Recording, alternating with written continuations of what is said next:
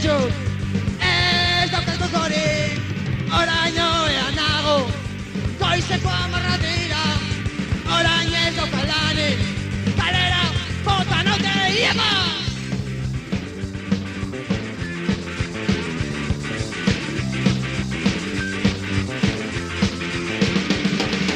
Orain hastia daukat, lagunekin egoteko, baina ez daukat dirurik, etxera joan beharko. Donostia joan ginen, buelta bat ematera, lagunrak eta zartu, dena ostu digute cago en Dios!